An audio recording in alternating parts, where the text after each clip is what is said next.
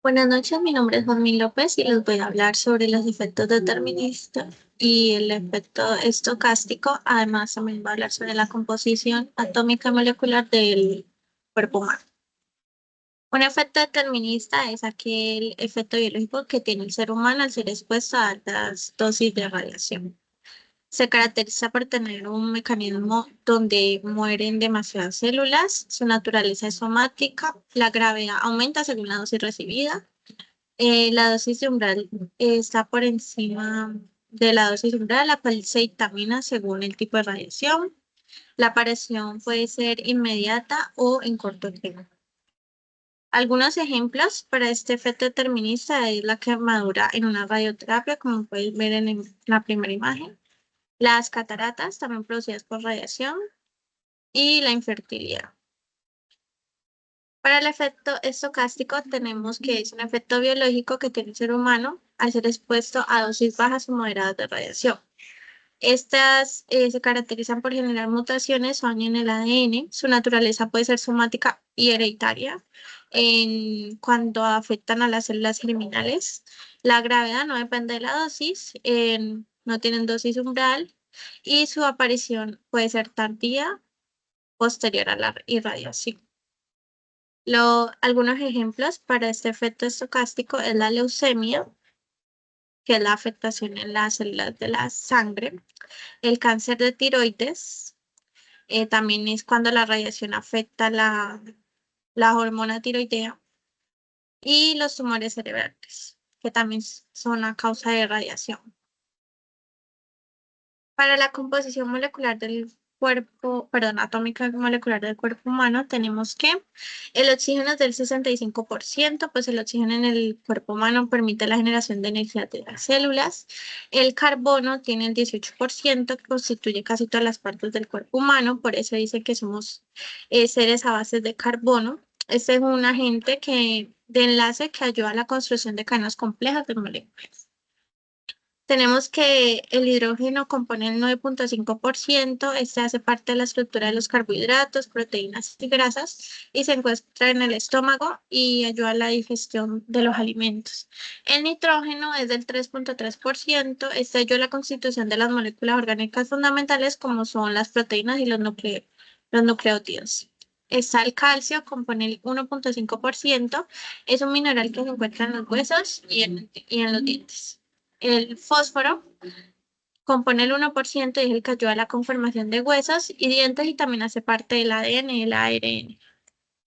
El potasio compone el 0,4% y es un mineral que ayuda a la formación del tejido muscular y sus funciones también ayudan a la transmisión nerviosa y participa en el equilibrio osmótico, que es la concentración de sustancias fuera y dentro de la célula. Está el azufre, que compone el 0,3%. Este mineral forma parte de las vitaminas, algunas proteínas y hormonas. El cloro compone el 0,2%. Este participa en el equilibrio osmótico, que ya había hablado, la concentración de sustancias fuera y dentro de la célula. Y también hace parte del ácido clorhídrico gástrico. Está el sodio, que participa también en el equilibrio osmótico y este es necesario para la función muscular y nerviosa. El sodio ocupa el 0,2%. El magnesio es del 0,1% y ese mineral se encuentra presente en los huesos e interviene en el mantenimiento de dientes, huesos y corazón. El yodo ya viene en tranzas, que son una medida supremamente diminuta, entonces se dice en tranzas. Ese mineral participa en la síntesis de hormonas tiroideas. El hierro es un mineral que permite el transporte de oxígeno, además de la respiración molecular, también se mide en tranzas. Y el zinc, también en tranzas, mineral que se encuentra en todos los procesos de mantenimiento y regulación corporal. Y eso sería todo. Muchas gracias. Muy buenas noches, mi nombre es Diana Cerón Jaramillo y les voy a presentar dos preguntas sobre la fase 4 de radiología. Bueno, la primera, vamos a hablar de los efectos inmediatos tardíos o efectos en el feto. Vamos a dar dos ejemplos de cada uno. En los efectos inmediatos tenemos la síndrome de la médula ósea, que este síndrome ocurre cuando una persona se expone a dosis moderadas de alta radiación, ¿sí? Y afecta principalmente a las células óseas. El síndrome gastrointestinal, que este síndrome se representa cuando la radiación afecta a las células del tracto, ¿sí? Especialmente el intestino delgado, donde las células se dividen rápidamente. También encontramos los efectos tardíos, que es como el cáncer o el retraso en el crecimiento intrauterino, ¿sí? En el cáncer, la exposición de radiación ionizante puede dañar el ADN de las células, por eso se incrementa el riesgo de desarrollar cáncer a largo plazo. Como fibrosis, tenemos un efecto tardío caracterizado por la acumulación excesiva del tejido cicatrizal, que puede ocurrir en los órganos o tejidos que han recibido dosis de radiación, como los pulmones o el hígado. ¿Listo? Efectos en el feto pueden ser retraso de crecimiento intrauterino y malformaciones congénitas. En el caso del retraso de crecimiento intrauterino, la exposición a radiación durante el embarazo, por eso cuando una persona o el paciente siempre se le rectifica si está en embarazo o no, porque si está en embarazo no es permitido el examen, ¿sí? Y en malformaciones congénitas es alta exposición a dosis significativas de radiación. Durante el embarazo, esto puede aumentar el riesgo de malformaciones y sistema nervioso u otros órganos del feto, ¿sí? También les voy a hablar sobre el proceso de la radiólisis del agua. Por primero tenemos la radiación del agua, que la radiación ionizante, rayos X, rayos gamma, partículas alfa, interactúan con las moléculas del alfa. Las reacciones en cadena, que estos productos reactivos pueden interactuar entre sí o con otras moléculas de agua produciendo nuevas especies químicas, ¿sí? La formación de especies inestables, la radiación ionizante proporciona energía suficiente para romper los enlaces de las moléculas de agua, generando radicales libres y productos inestables. Y como resultado final se generan especies reactivas de oxígeno y otros productos que pueden dañar las células, como el peróxido de hidrógeno, H2O2. Bueno, muchas gracias. Mi nombre es Jean-Pierre Valencia Ortega y hoy voy a hablarles sobre el ciclo celular. Pues la pregunta era que debía hacer un dibujo donde explicara el ciclo celular. Este fue el dibujo que yo realicé, que está el G1, fase S,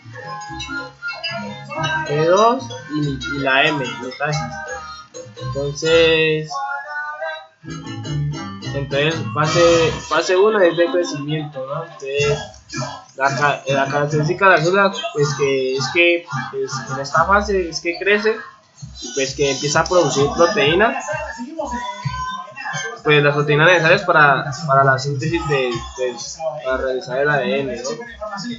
Que la radiosensibilidad que hay en esta fase es pues baja, ya que la célula aún no ha comenzado como a duplicar la materia, pues o sea, no se ha comenzado como a duplicar su material genético, pues. La fase S, que es la roja que están viendo aquí, es la síntesis del ADN, ¿no? Que es la característica es que pues que realizar síntesis del ADN, pues duplicando el material genético, y que la radiosensibilidad es moderada, aunque es menos sensible debido a la duplicación del curso del ADN, ¿no? La fase 2 de crecimiento, que es G2, que viene siendo esta.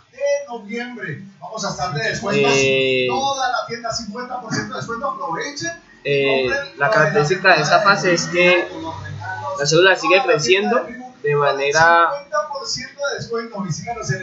y pues sigue creciendo y se va preparando para realizar la mitosis y se revisan los errores del ADN. Esa es la que verifica los errores que pueda tener en la fase 1 de crecimiento, ¿no? Radiosensibilidad es que ya es más alta, ya que el ADN está completamente implicado y en una fase pues de preparación para empezar a dividirse.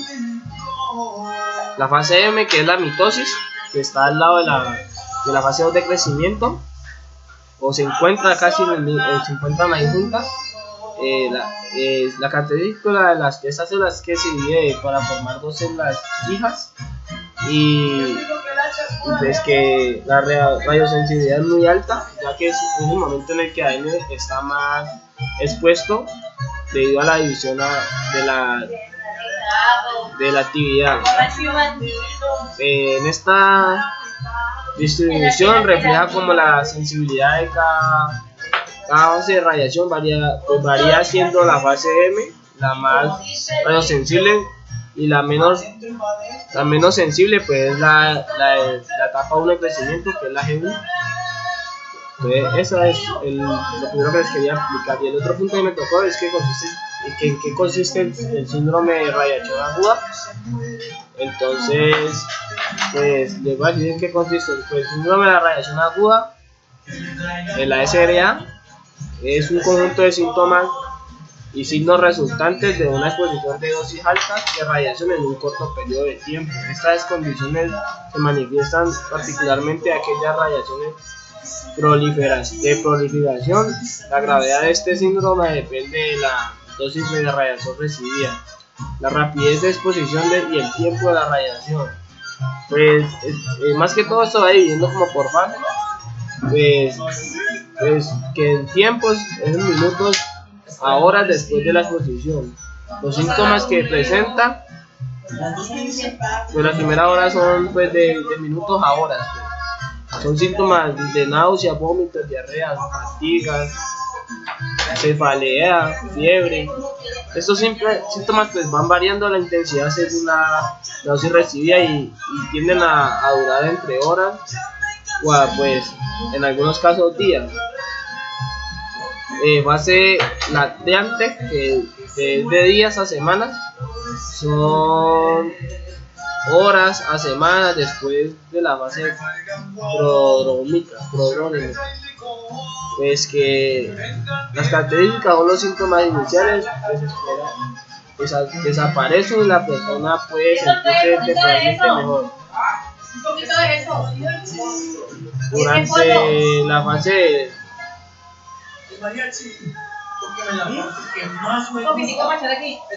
Durante la fase celular continúa sin manifestaciones externas, pero lo organizamos de las alteraciones del tejido que son rápidas. La otra es asociados, que son síndrome de la hipatómico, hipoyético, síndrome gastrointestinal y síndrome neurológico vascular. La fase de recuperación es que es de semanas a meses después de la exposición, y la recuperación depende de la dosis del año, siendo algunas personas síndrome hepatoyético pueden recuperarse gradualmente si reciben cuidados intensivos. Sin embargo, en dosis letales o casi letales, le pronosticamos es generalmente desfavorable. Eso es lo que yo quería explicarles sobre este síntoma. Muchas gracias. Hasta luego. Buenas tardes, compañeros y tutor. Mi nombre es Daniel Benavides. Vengo a exponer el desarrollo de la actividad de los puntos 6 y 7. Punto 6. Justifica la siguiente afirmación. La transferencia lineal de energía, eficacia biológica relativa, son factores físicos que afectan la radiosensibilidad. La transferencia lineal de energía y la eficacia biológica relativa influyen en la radiosensibilidad porque determinan tanto cuánta energía recibe el tejido como la eficacia con que esa radiación provoca daños. La radiosensibilidad es la susceptibilidad de células, tejidos y organismos al daño causado por la radiación ionizante. En primer lugar tenemos la transferencia lineal de energía, que, que es la que mide la energía depositada por la radiación en el tejido. Cuanto mayor es la transferencia lineal de energía, mayor es el daño localizado, lo que aumenta la radiosensibilidad. En segundo lugar tenemos la eficacia biológica relativa. La eficacia biológica relativa compara la efectividad de diferentes tipos de radiación para causar daño biológico. Radiaciones con alta transferencia lineal de energía suelen tener mayor la eficacia biológica relativa, provocando efectos más severos en las células. Tanto la transferencia lineal como la eficacia biológica, ambos aumentan los potenciales de daño celular y la probabilidad de efectos biológicos graves. Punto 7. Justifique la siguiente afirmación: la concentración de oxígeno, edad y recuperación celular son factores biológicos que afectan la radiosensibilidad. Estos factores biológicos, la cantidad de oxígeno, la edad y la capacidad de recuperación celular, determinan la sensibilidad de los tejidos a la radiación, ya que influyen en la capacidad de las células para soportar y reparar el daño radiactivo. En primer lugar tenemos la concentración de oxígeno. El oxígeno aumenta la radiosensibilidad al facilitar el daño en el ADN por la radiación. La edad. Las células jóvenes en crecimiento son más sensibles a la radiación que la de los adultos. Y recuperación celular, que es la capacidad de reparación de las células, reduce la radiosensibilidad. Menos recuperación implica mayor daño.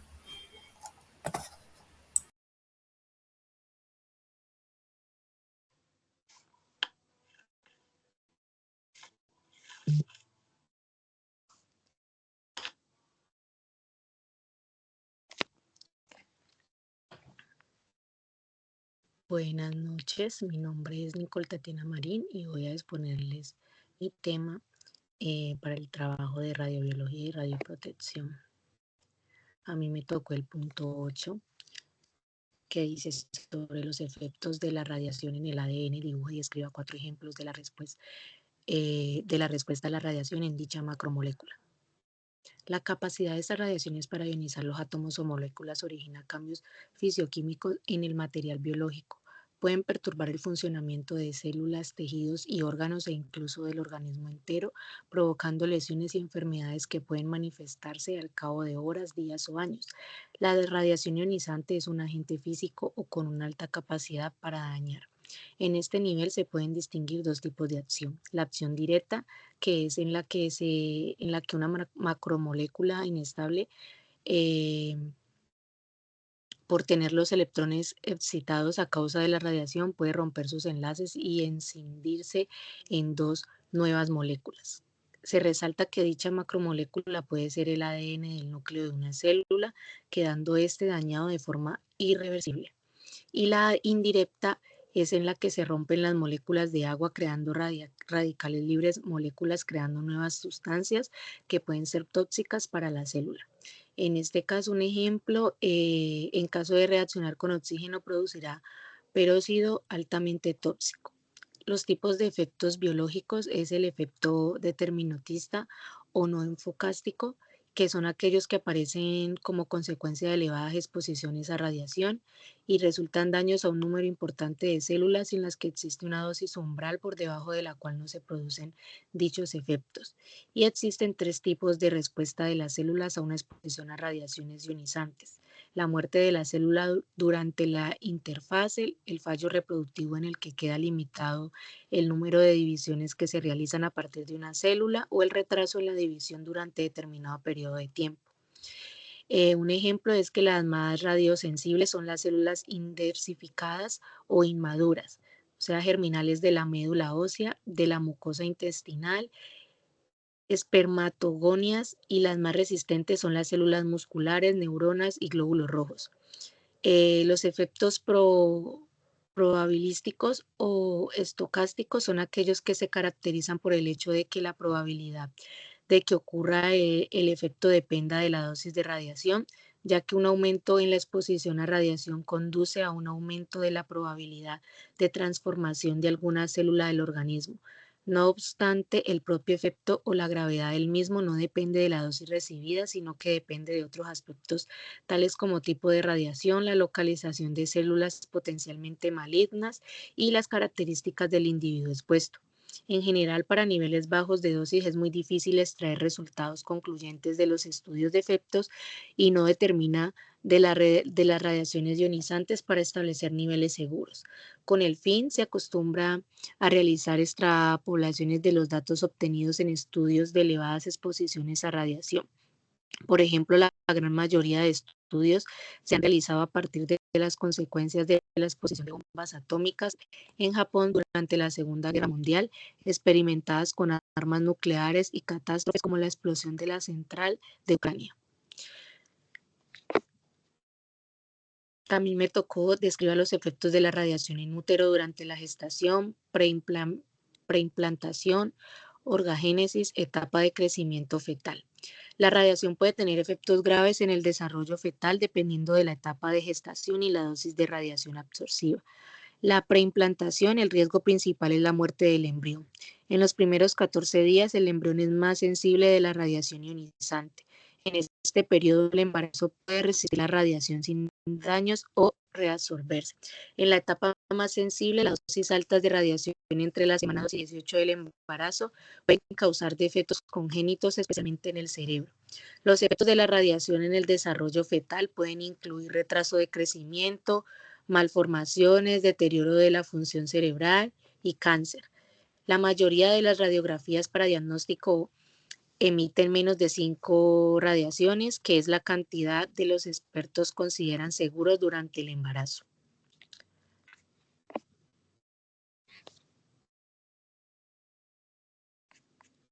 Y este es el dibujo de la explicación. El antes, y aquí está la radiación en la parte amarilla, incidente, y este ya es el después.